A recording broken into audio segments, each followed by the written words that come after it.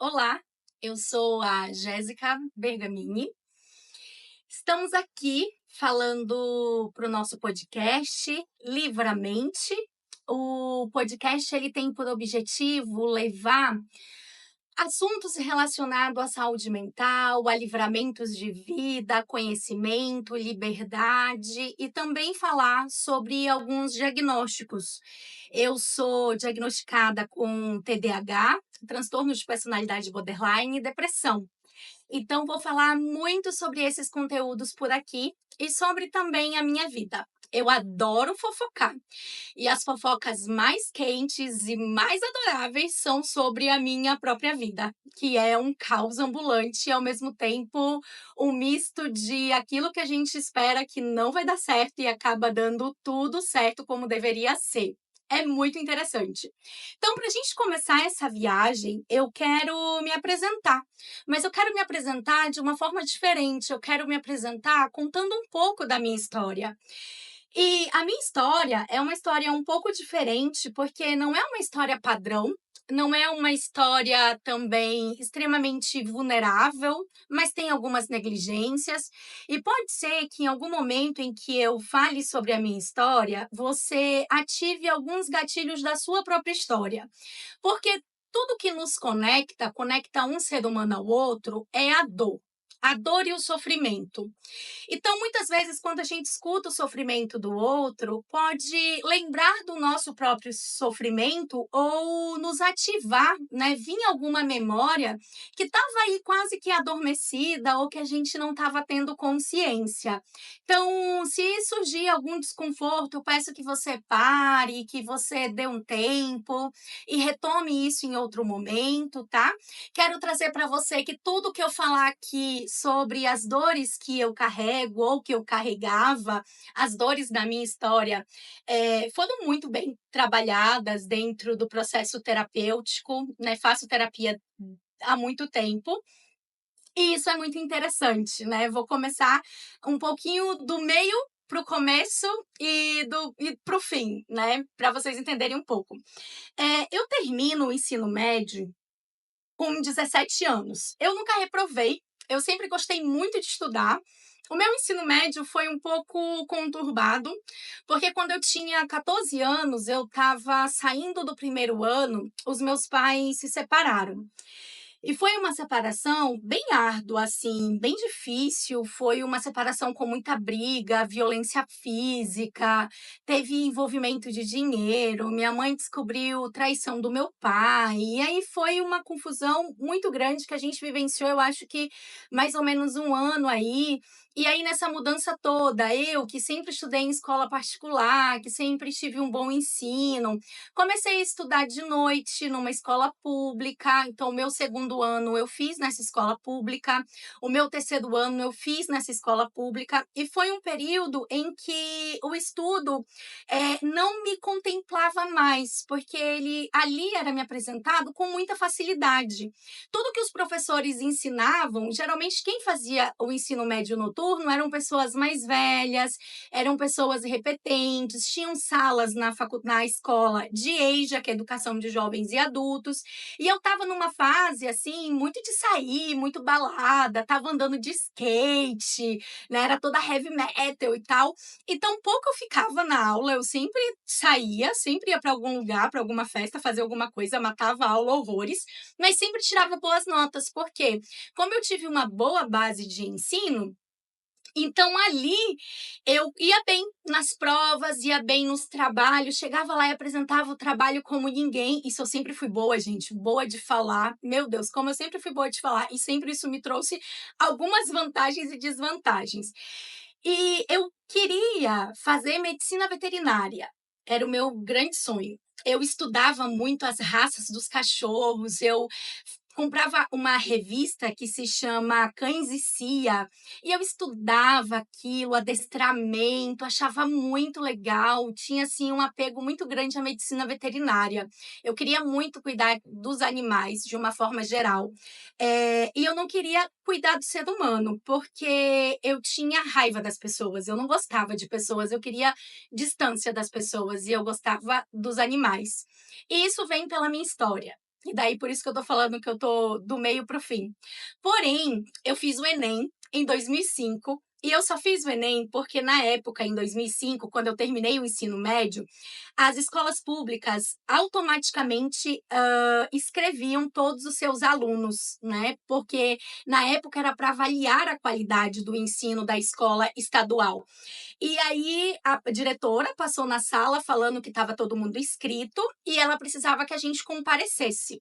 Então, quem comparecesse ao Enem, fizesse a prova e comprovasse que participou, só o fato de participar ganhava 2 pontos em todas as matérias. Eu achei isso super legal. Eu precisava, acho que, de 2 pontos em alguma matéria, não lembro se era química, mas sei que eu precisava de 2 pontos em alguma coisa.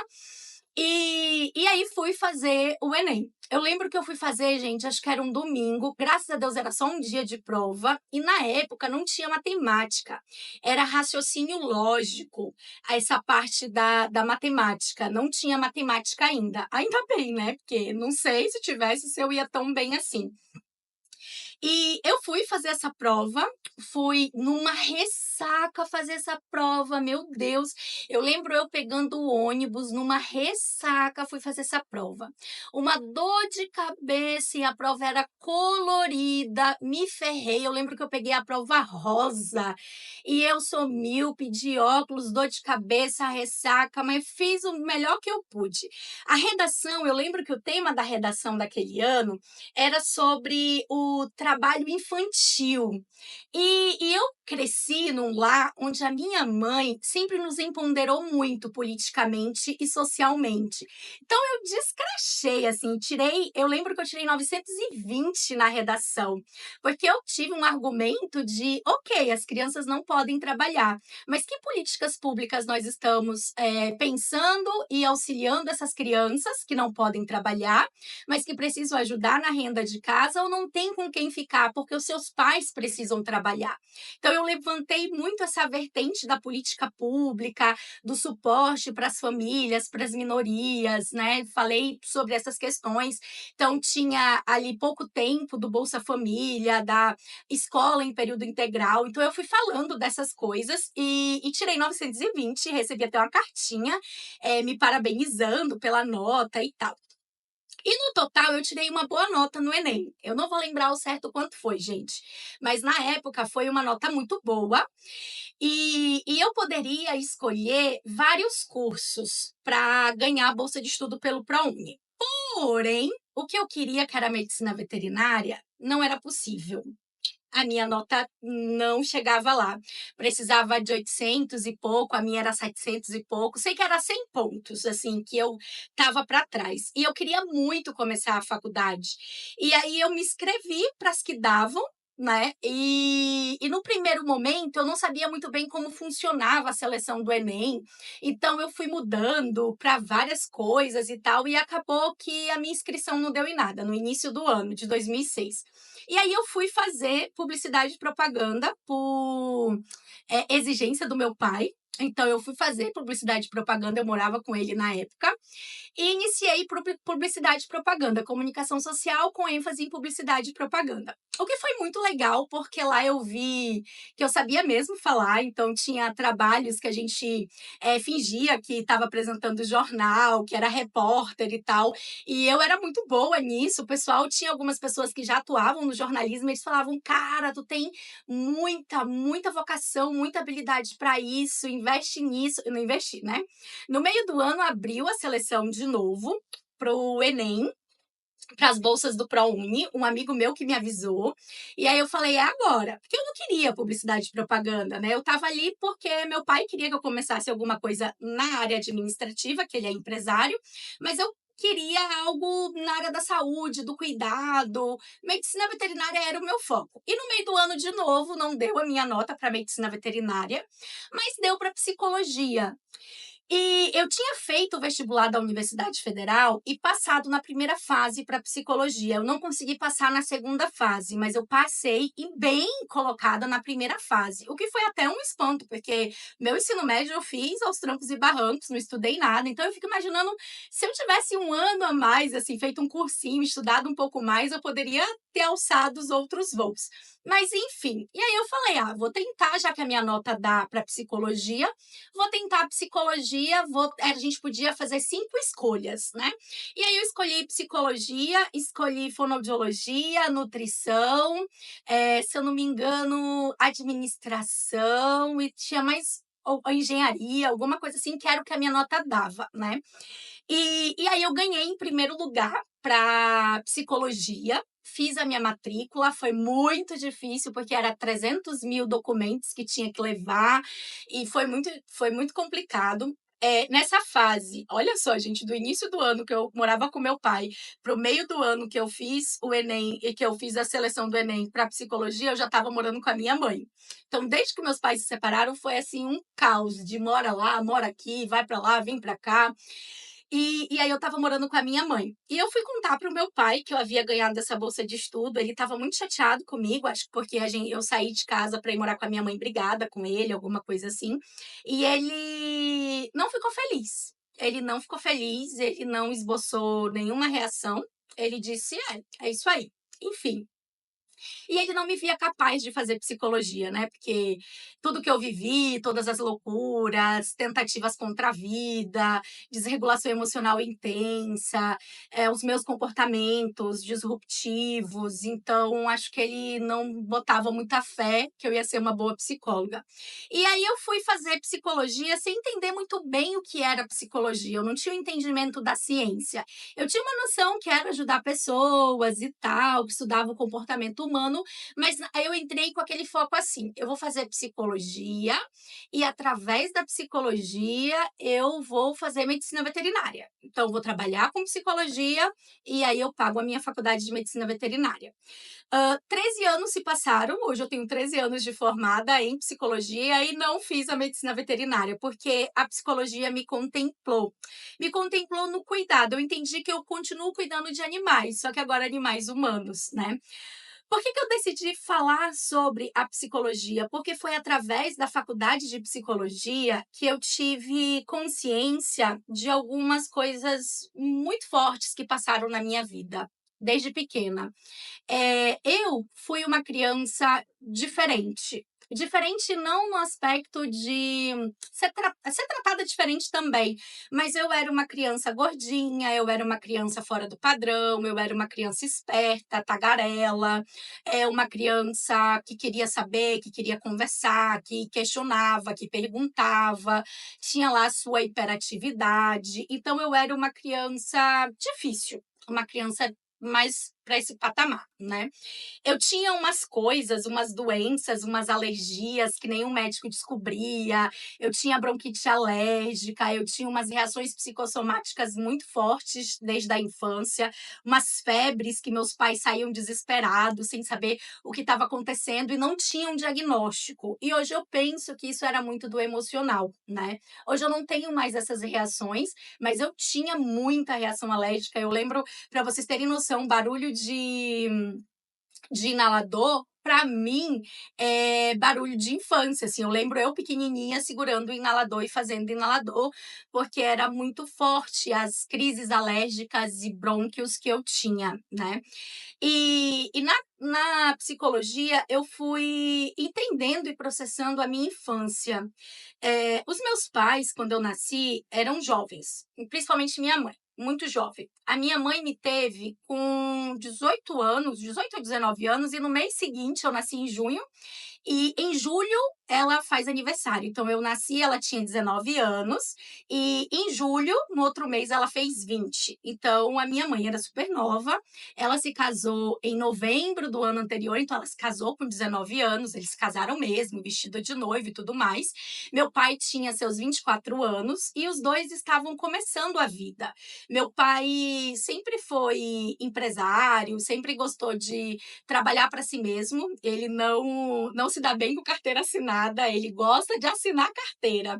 E desde então eles estavam começando. Meu pai tinha recém terminado uma sociedade e ele estava começando a sua própria empresa, que inclusive teve o nome em minha homenagem, Mecânica Jéssica Limitada, né? Então, meu nome é Jéssica e eu tive essa homenagem do meu pai. Jéssica com G e só um S, que foi escolha de mamãe, porque ela achava Jéssica muito comum e ela quis colocar Jéssica. Então, essa é a historinha do meu nome. Fui muito amada e muito desejada, assim, pelos meus pais. Porém, eles estavam numa fase de vida de construção. Eles precisavam construir. E há 36 anos atrás, e 36 é a idade que eu tenho hoje, nós não tínhamos creche, não tinha um suporte para eles em relação a isso. E eles não tinham família perto. Então, a família da minha mãe era do interior e a família do meu pai era de outro estado. E isso dificultou muito que eles tivessem uma rede de apoio para cuidar de mim, para cuidar do meu irmão. E nessa vivência, a minha mãe acabou conhecendo uma senhora que cuidou de mim, que foi, digamos, minha babá, desde o 0 ano. Só que a minha mãe me levava na casa dessa senhora. Então, ela me deixava na casa dessa senhora e depois me buscava. Porém, o que começou a acontecer? Cada vez mais ela me buscava mais tarde e cada vez mais eu não queria voltar, eu não queria ir para casa. Por quê? Porque eu vivia o dia inteiro a realidade daquela família. Então, aquela família se tornou a minha base de apego e a minha estrutura familiar, porque eu passava mais tempo na dinâmica daquela família do que na minha própria família.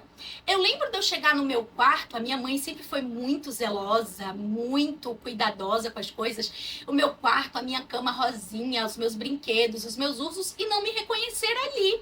Aquilo não era meu. O que era meu era um colchão no chão e uma gaveta que eu tinha na casa dessa senhora que cuidava de mim, que por muitos anos eu chamei de tia, né? Hoje eu não chamo mais e vou explicar para vocês por quê. Então, nesse período, houve aí uma ruptura entre o afeto dos meus pais e eu, né? Porque eu me sentia um problema para eles, porque eles tinham que me deixar lá para poder trabalhar, para poder viver, para poder construir coisas, para me dar coisas. Então, eu sempre fui uma criança que, apesar que essa senhora morava numa região muito pobre e tinha poucos recursos, né? Então, eu até falo algumas coisas pro meu marido, como tu sabe disso? Mas é porque lá a gente tinha poucos recursos na casa dessa senhora, mas os meus pais tinham algum recurso porque eles estavam batalhando para ter esse recurso. Só que para eles batalharem atrás desse recurso, eu acabei tendo esses prejuízos de ficar distante desse vínculo familiar e que foi muito difícil resgatar depois, porque eu realmente, gente, demorei muito para construir afeto genuíno pelos meus pais. Eles eram como se fossem estranhos para mim, porque eu vivia tanto com essa senhora e com os filhos dessa senhora, que de certa forma o meu carinho, o meu apego, o meu afeto de cuidado, de mãe, dessas coisas, foi para essa senhora, né? Foi por uma necessidade ali de vínculo. Então, por exemplo, eu lembro das canções de Niná que ela cantava para mim para eu dormir. Eu lembro quando ela me ensinou a lavar roupa, quando ela me ensinou a fritar ovo, quando ela me ensinou a fazer pipoca, quando ela conversava comigo sobre algumas coisas, quando ela tirava piolho de mim, porque eu tive horrores de piolho. Então, era muito coisas que eu vivia ali com eles, né? Inclusive, as filhas dela iam para a igreja, eu ia junto, né? Tinha umas coisas assim que mudava muito a dinâmica diferente da minha casa. Então, isso foi uma ruptura muito grande. Por exemplo, alguns hábitos que eu tenho, até alimentares, vêm dessa família, que não é o hábito alimentar dos meus pais. Por exemplo, eu amo farinha, que eu venho do norte, né? E os meus pais, a minha mãe é do Goiás e o meu pai é do interior de São Paulo. Então, eles não têm esse tipo de comida nortista que eu fui acostumada, porque eu cresci nessa família. Essa senhora que cuidou de mim veio do interior do Acre, então ela veio da boca do Acre, do Amazonas quase, e ela trazia muito essa cultura, né? Então, comi muito peixe, foi muito uma vivência muito nortista mesmo, assim, que eu vivenciei com ela. que eu não vivenciava com os meus pais. Então teve essa ruptura e por muitos anos eu me senti negligenciada e abandonada pelos meus pais por conta dessa parte da minha história.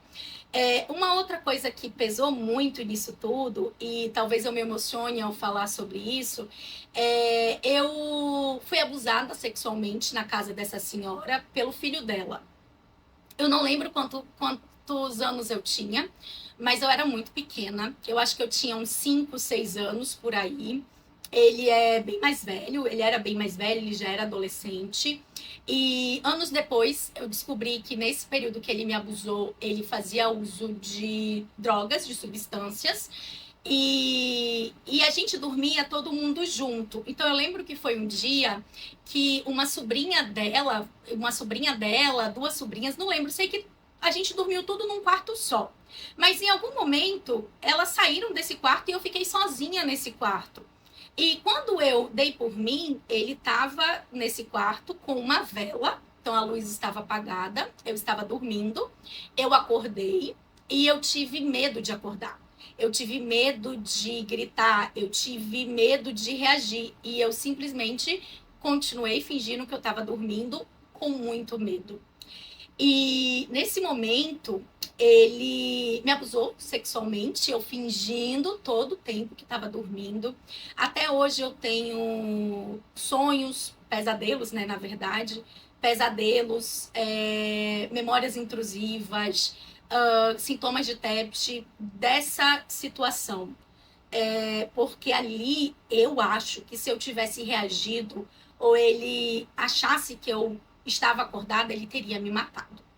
E eu fingi muito.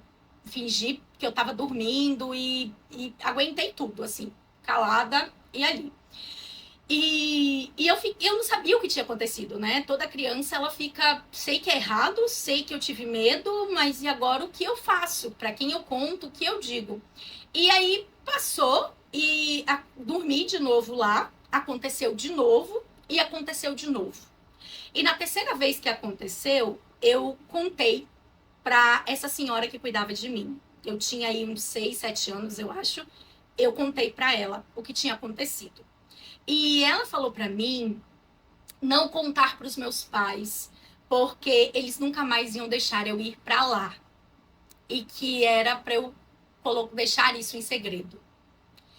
E como eu não tinha um vínculo muito próximo com os meus pais, no sentido de segurança, de apego e tudo mais, eu não contei.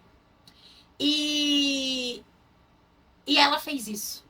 E quando eu digo para vocês da psicologia, porque foi em terapia, muito recentemente, que eu me toquei o quanto ela me feriu aí. E foi quando eu parei de chamá-la de tia. E de ter todo o afeto que eu tinha por ela. Porque ela protegeu o filho dela e me colocou em risco. Porque os abusos não pararam, as situações não pararam. Eu precisei me defender. E quando eu estava lá na casa dela e começava a anoitecer e os meus pais não chegavam, porque eles iam buscar a gente muito tarde, eu não lembro se a minha mãe fazia faculdade, mas eu lembro que eles iam buscar a gente bem tarde, ou às vezes nem iam só no outro dia, era uma coisa que a gente nunca sabia quando eles iam, quando eles não iam, então você meio que não esperava. Eu começava a ficar muito nervosa, muito ansiosa, com medo de dormir. Então eu comecei a não dormir, eu comecei a dormir na sala, eu comecei a não querer tomar banho para dormir. Então eu brincava muito na rua, né? Que lá era uma zona mais periférica. Então a gente subia em árvore, brincava na rua, jogava bola, voltava podre para casa. Eu não queria tomar banho, eu queria dormir suja. Eu dormia na varanda, eu não dormia, ficava assistindo TV, horrores. Inclusive coisa que não presta na TV, exatamente porque eu ficava ali tentando me proteger. E quando os meus pais chegavam, por mais tarde que fosse, eu me sentia muito aliviada, porque ali eu ia ser protegida, né? De alguma forma eu ia sair dali. Então o aversivo começou a ser de noite, começou a vir de noite. E nesse período eu não contei pra ninguém, mas eu não tenho certeza, e eu nunca conversei sobre isso com os meus pais de uma forma direta, que eu tive alguns sinais desse abuso. Por quê? Em algum momento eu tive alguma indicação médica para ir para o psicólogo. E eu lembro eu pequena indo nessa psicóloga e eu sentava na cadeira para conversar com ela e eu dizia assim para mim mesma: hoje eu vou contar. Hoje eu vou contar, hoje eu vou contar. Mas eu tinha muito medo de contar. Eu tinha muito medo de perder a minha tia, né? De perder aquele afeto que era um dos poucos afetos que ainda me restavam. E dela ficar com raiva de mim porque eu contei. Então isso tudo marcava muito em mim mesma. E aí eu não contava. E eu lembro que essa psicóloga ficou grávida, e eu não pude mais fazer o acompanhamento porque ela estava grávida e terminou ali as sessões e isso ficou. Quando eu tinha uns 13 anos, esse assunto veio à tona numa questão da igreja, que a minha mãe se tornou evangélica, acho que eu tinha uns 13 anos. E aí tinha um negócio chamado cura interior, que você trazia os seus traumas e era acolhido por esses traumas, e eu trouxe esse trauma do abuso. Mas eu não sei se os meus pais acreditaram nisso pela forma como foi dito e pelo momento que a gente estava vivendo. Porque os meus pais, eles... esse rapaz que abusou de mim trabalhou com meu pai anos. Ele era mecânico da empresa do meu pai. O meu pai ensinou uma profissão para ele. Né? Essa família era muito próxima. A gente passava Natal, Ano Novo, aniversário. Tudo era um emaranhamento, assim, muito forte com essa família. Quando os meus pais se separaram, houve uma ruptura e aí cada um seguiu o seu caminho, obviamente, e esse assunto ficou, né? Esse rapaz, eu acho que continuou trabalhando na oficina do meu pai ainda por um tempo, depois da separação, e depois ele saiu também. Mas o que pega muito pra mim é que... Então, eu nunca conversei abertamente com os meus pais depois de adulta, pra eles saberem que isso realmente aconteceu, e que essa é uma das maiores dores que eu carrego, porque, gente, não importa quanta terapia eu faço, esses pesadelos, eles sempre são recorrentes, eles sempre acontecem. O quanto o trauma do abuso na infância é pancada, é muito difícil a gente conseguir se livrar disso. Não é nem se livrar, mas se libertar mesmo, né? Eu acho. Eu considero que eu me libertei, porque hoje eu consigo falar sem chorar, eu consigo falar mais abertamente sobre isso, mas ainda assim tem momentos que me dói, tem momentos que eu lembro, tem momentos que eu lembro da angústia, da dor, dos meus pais não irem me buscar, do medo de acontecer alguma coisa, ou se eu poderia ter morrido, enfim, né? São coisas aí do TEPT que se apresentam. E aí, conforme eu fui crescendo, eu continuei tendo contato com essa família, principalmente com a minha tia, né? A senhora que eu chamo de tia. E a minha família era muito ligada, então eu cheguei a fazer estágio na escola. Minha mãe tinha uma escola e acabou vendendo essa escola para essa senhora. A filha dela fez pedagogia. E aí eu fiz estágio lá uma época também, trabalhei lá uma época. E quando eu tive o meu primeiro filho, eu coloquei ele na creche nessa escola. Você acredita nisso? Na escola que elas gerenciavam, que elas cuidavam, eu coloquei meu filho. E isso me mostra o quanto a minha dor foi negligenciada e foi normalizada, o que acontece com muitas vítimas de abuso sexual. Né? Então, é como se, tudo bem, eu fui abusada, a vida que segue, não, vamos lá, né? E eu continuava confiando naquelas pessoas. E foi uma pessoa que não me trouxe confiança. Que no momento em que eu estava lá pequenininha e ela precisava me proteger de uma coisa seríssima, ela não me protegeu, ela passou pano total pro filho dela, né? Por quê, gente? Porque ela não me amava. E foi muito duro pra mim, é muito duro pra mim até hoje, saber que ela não me amava e saber que ela não me protegeu. Porque ela foi a única adulta que eu contei e que eu consegui contar. E ela não teve nenhum movimento de acolhimento ou de proteção para minha dor e para o que estava acontecendo comigo. Ao contrário, isso aconteceu outras vezes dentro da casa dela, né? E quando eu tive consciência disso, eu já era mãe. Do quanto foi forte o impacto dela ter dito isso para mim. E naquele momento, acho que eu ganhei um outro trauma, né? Tinha o trauma do abuso, mas teve um trauma do abandono dela ter me abandonado num dos momentos que eu mais precisava. E aí eu entendi que eu não podia mais confiar nessa pessoa, não podia chamá-la de tia, não podia ver as filhas dela como minhas irmãs, porque eu via isso, eu fui para formatura, eu torcia, eu ia para chá de bebê, eu estava sempre próxima da família, e foi quando eu vi que eu não podia fazer isso. E eu fiz uma ruptura. E essa ruptura me doeu muito, porque a família dela, a mãe dela, que eu chamava de vó, a irmã, o irmão dela, eu conhecia toda a família deles, né? Eu era inserida na família deles. E por muito tempo eu me vi parte daquele núcleo familiar, mesmo não fazendo parte. E eu consegui fazer essa ruptura e entender que eu era o trabalho dela, que ela era minha babá, minha cuidadora, e não necessariamente que ela me amava como eu a amava, como eu tinha um afeto genuíno por ela, por todos os apegos, os acolhimentos, né, as memórias afetivas que eu tenho que são com ela, que eu não tenho com os meus pais, por exemplo. Poucas são as memórias que eu tenho de afeto de infância com os meus pais. Com ela eu tenho muito mais. Então, reconhecer que ela foi negligente comigo e me jogou na cova dos leões foi um trauma muito forte. E hoje eu excluí todos eles das minhas redes sociais, não falo com eles. Às vezes eu recebo algumas mensagens, eu não tive coragem de falar com ela sobre isso. Talvez agora ela escute esse podcast ou veja os meus vídeos, né? É possível, e ela saiba o mal que ela me fez, a dor que eu ainda carrego por causa do, do filho dela e do que ela fez.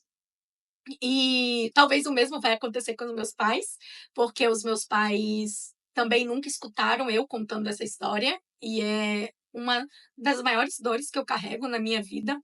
E por muito tempo, essa dor, essa falta de cuidado, de ninguém se importa comigo, ninguém me protege, é eu sozinha comigo mesma, foram base da minha vida. E veio daí. E veio dessa negligência, veio desse sofrimento. E isso me trouxe muitos comportamentos ruins, muito enfrentamento da vida. Eu não conseguia respeitar meus pais, eu não conseguia ter essa noção de cuidado, eu não tinha parceria com os meus pais. Sabe quando você tem um problema e você chega e conta: ah, pai, aconteceu isso, briguei com a minha coleguinha na escola, não sei o que, não sei o que, ou tô gostando de um garoto e agora o que que eu faço? Eu nunca tive isso com os meus pais. E quando eu tentava ter, minha mãe era muito escandalosa. Eu lembro que uma vez ela pegou uma carta que eu escrevi para um menino dizendo que eu gostava dele, ela foi bater na direção da escola, que era isso, que a escola tinha que tomar uma medida, e eu era simplesmente uma pré-adolescente ali gostando de um menino. Eu estava na quinta série e gostava de um menino da oitava série, que tocava pagode. Ó o tipo, né? E a minha mãe fazia muito drama, assim, muita coisa em alguns processos, então eu me fechava. Eu não compartilhava, eles não me conheciam, eu não conhecia eles, eu não trazia as minhas dores. E foi a partir daí que, com 12 anos, eu tive a minha primeira tentativa de suicídio. Eu tentei cortar os pulsos com um estilete, eu não consegui. Não consegui, só fez um machucadinho, acho que até depois os meus pais viram, me colocaram de castigo. Eu contei para umas colegas de escola o que eu tinha feito, elas pediram para eu não fazer mais isso, e uma delas me convidou para ir para a igreja. E aí eu estudava no colégio adventista e comecei a ir para a igreja adventista. E era uma forma de pertencer a alguma coisa, eu sempre me senti muito vazia, muito distante de tudo, sem conexão, sem pertencimento, parece que eu estava sempre jogada, sabe, assim, tipo, não pertenço a uma coisa, não consigo ser boa em nada. Na verdade, eu era boa em muitas coisas, eu sempre fui muito inteligente, aluna de destaque, nananã, mas eu não conseguia ser líder de classe, eu não conseguia ser popular, eu não conseguia estar ali à frente, ser reconhecida, mesmo tirando 10 nas matérias, eu não era reconhecida pelos professores, porque sempre parece que tinha uma coisa que me deixava ali em segunda opção, de lado, essas coisas assim. Então, nesse período, eu tentei pertencer de algum jeito, né, com essa amiga, indo para essa religião. E aí teve um período que acho que meus pais já estavam meio conturbado a relação deles. Eu acho que eu fiz 13 anos e meu pai queria que eu ajudasse ele na oficina. sendo secretária. E eu não queria, né? Era um serviço simples, era para ser atendente, para fazer planilha, e eu sempre fui muito inteligente, então com 13 anos eu conseguia fazer muito bem o serviço que ele queria que eu fizesse, e a ideia era que eu trabalhasse meio período e estudasse no outro período, mas eu não queria, porque eu queria me dedicar ao estudo, porque eu queria estudar. Só que eu estava numa fase de entrando na adolescência, onde eu queria sair, onde eu já tinha estava andando de skate, estava escutando rock, estava mudando o meu jeito de vestir, né, já estava mais. E por isso que eu acho que o meu pai queria me trazer a responsabilidade do trabalho para meio que inibir esses comportamentos da adolescência que estavam chegando. E não deu muito certo, porque como eu queria muito essa questão de estudar, eu queria que eles acreditassem no meu potencial do estudo, porque eu sempre gostei muito de estudar. Eu queria só estudar para poder passar numa federal, para poder fazer o curso que eu quisesse, enfim, né? E não foi possível, eu comecei a trabalhar. E trabalhando com meu pai, teve uma vez que ele brigou comigo. Ele e minha mãe sempre brigavam por conta da empresa. Era uma relação que eles se amavam, eu acho, em algum ponto, mas era muita briga, muita discussão, muito. Nossa, almoço era um caos. Eu via pouco a minha mãe, ela trabalhava fora, né? O meu pai, a gente sempre morou perto da empresa do meu pai, então meu pai estava mais ali, ele que levava, buscava. Por exemplo, eu lembro quando eu menstruei, quem comprava meus absorventes era o meu pai, então eu ligava, pai, né, compra absorvente para mim, nananã. A minha mãe não perguntava, não queria, assim, não tinha esse tato de lidar com a gente. A minha mãe era muito pro outro. E a minha mãe é uma excelente pessoa, gente, mas, assim, em termos de cuidados e de olhar para mim, eu senti muita falta e sinto muita falta até hoje. É uma dorzinha que dói profundamente a ausência da minha mãe em muitos, muitos momentos da minha vida, principalmente quando eu tive meus filhos. Que o segundo eu me preparei, mas o primeiro, que foi uma gravidez de risco, e eu fiquei internada no local que só podia mulher, eu queria minha mãe comigo, e a minha mãe não foi. Quem ficou comigo nos minutos finais e que viu meu filho nascer foi minha madrasta. Porque na hora, a mulher falou assim: agora você pode ficar com um acompanhante, com alguém com você. E ela era a única pessoa, ela tinha ido por acaso pegar informações minhas que meu pai estava querendo, e ela estava lá. E por acaso eu vi ela e falei que agora eu podia ter alguém e eu queria que ela ficasse comigo, se ela poderia ficar comigo, e ela ficou. E ela viu meu filho nascer, ela segurou na minha mão, ela disse o quanto era forte. Meu filho nasceu de parto normal e a minha mãe não estava lá. Então, nesse período que eu comecei a trabalhar com meu pai, eu não queria, eu tentei suicídio de novo e foi de uma forma mais séria. Eu tomei vários remédios e fui parar na UTI, fiquei internada, não sei quantos dias, não sei como foi. Sei que meu pai me pegou já desacordada, babando em cima do teclado do computador na empresa e me levou no hospital. O médico achava que eu ia ter sequelas, né? Não tive, a princípio, acho que não, que eu ia ter sequelas e tal. E depois disso, a nossa vida foi só piorando, porque aí nossos pais se separaram e dessa separação foi muito difícil, porque envolveu questão de dinheiro, envolveu traição, a minha mãe se desequilibrou, a minha mãe começou a beber, se envolveu com outro homem muito mais novo, saía todos os dias, e se tornou uma vida muito confusa. Tudo que a gente teve até ali de estabilidade, de organização, começou a desmoronar. Foi um período muito tenso. E nesse período foram os períodos mais difíceis para mim, porque eu já estava sofrendo com aquele monte de coisa que eu carregava, ainda tinha essa situação. Gente, a separação dos meus pais foi tão séria que tem 20 anos, 22 anos que eles são se separados e até hoje eles não conversam. Por exemplo, se eu fizer um aniversário meu, ou eu convido minha mãe ou eu convido meu pai. Se fizer o aniversário dos meus filhos, eu não posso ter o avô e a avó deles junto. Eles não conversam, eles não ficam no mesmo lugar. Então, depois de 22 anos, eu sendo mãe, eles sendo avós, eles ainda têm essas confusão entre eles, para vocês verem o tanto que foi extremamente pesado, né, esse processo da separação. A minha mãe até hoje briga comigo, porque eu recebo minha madrasta, porque eu tenho outro irmão, filho da minha madrasta, porque eu me dou bem com meu irmão, porque eu deixo meus filhos chamarem minha madrasta de vó. Então ainda é um caos familiar essa parte, assim, não é bem resolvido isso na nossa família. Ainda não sei quando, acho que não resolve nessa vida, vai ter que esperar outras aí.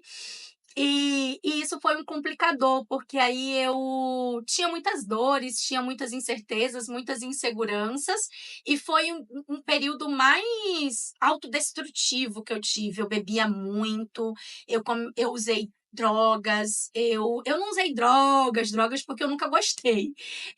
É muito interessante isso, porque o meu pai jura que eu usava muita droga, mas eu nunca usei, porque eu sempre passava muito mal. E eu nunca gostei de ficar com a consciência alterada, sei lá. Beber eu gostava.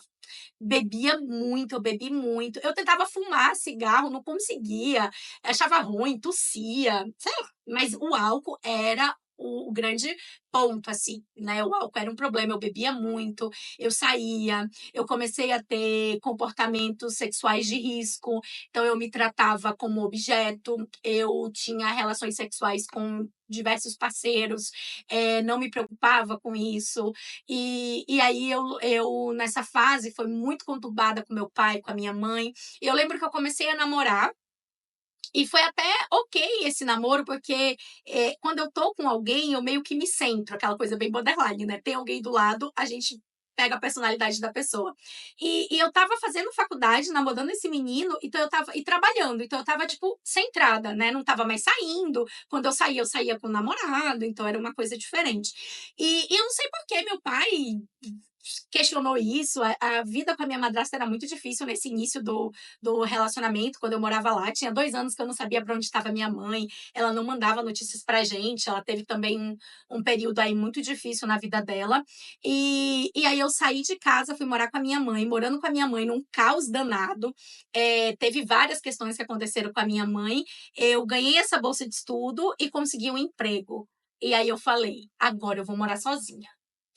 Então, nesse período, depois de muitos comportamentos impulsivos, de muitas dores, de 2 tentativas de suicídio, de muitas situações. Ai, teve uma terceira tentativa de suicídio que eu fiz ainda morando com meu pai, que eu cortei meus pulsos e dessa vez eu consegui cortar os pulsos, eu estudei como cortava o diacho dos pulsos, fiz o negócio, né? E teve outras tentativas que não foram tentativas, digamos assim, de alta letalidade, mas de tomar vários remédios e não acontecer nada, né? Não deixa de ser uma tentativa, porque a tentativa não é se é fatal ou não, mas é o que você faz para que isso aconteça. Então, tive muito nesse período de querer beber demais, de me colocar em situações de perigo, de risco, atravessar sinal vermelho para causar um acidente. Então, eu tinha muitos comportamentos impulsivos e autodestrutivos, assim, muito forte. E aí, quando eu recém entrei na faculdade, eu completei 18 anos, já em psicologia, e eu fui morar sozinha. Consegui um emprego e fui morar sozinha.